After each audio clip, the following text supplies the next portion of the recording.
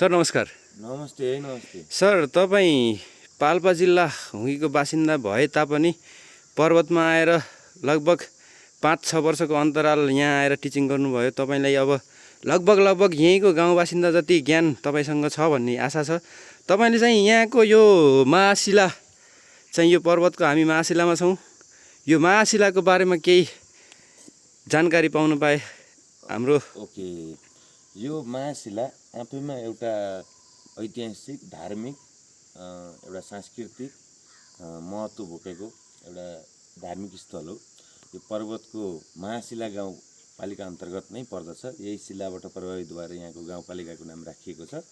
र यो शिला विश्वको एसियाका ती टप 10 ढुङ्गाहरूमध्ये कोमा यो लिस्टेड गरिएको पनि छ।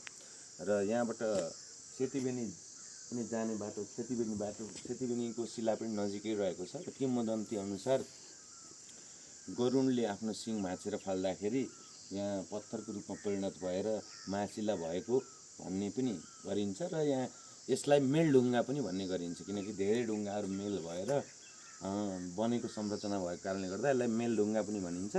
र यसको महाशिला नाम चाहिँ शिला अत्यन्त ठुलो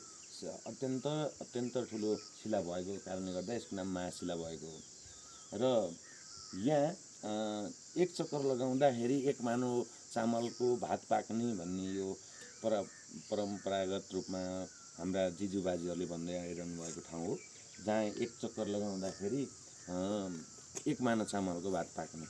र त्यही यसरी यो महाभारत कालदेखि लिएर रामायण कालदेखि लिएर हाम्रो परापूर्व कालदेखि लिएर यो धर्मसँग जोडिएको एउटा धार्मिक आस्थासँग जोडिएको स्थल हो। र यसको जगेर्ना गर्नको लागि यहाँको स्थानीय सरकारले एकदमै प्रयास गरेको देखिन्छ। पछिल्लो समयमा एकदमै यहाँनिर डेकोरेसनहरू गर्ने, टाइलिङहरू गर्ने, रेलिङहरू बनाउने, तल त्यसको सेफ्टीहरू गेबिङहरू उठाउने, त्यस्तै गरी यहाँ माथि निक्लिनको लागि एकदमै जटिल बाटो थियो, अहिले चाहिँ ढलाइ भएको रहेछ हैन।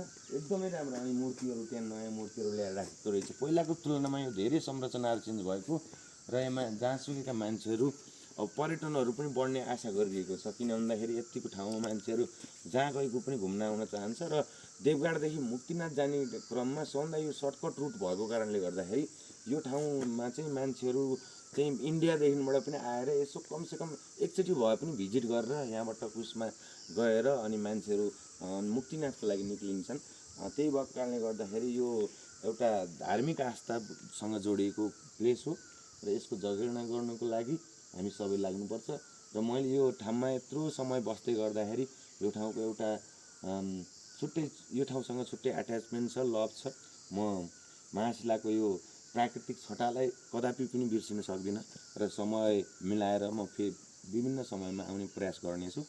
महाशिला भगवानले सबैको रक्षा गर्नुहोस्। हर हर महादेव। हर हर महादेव। हर हर महादेव।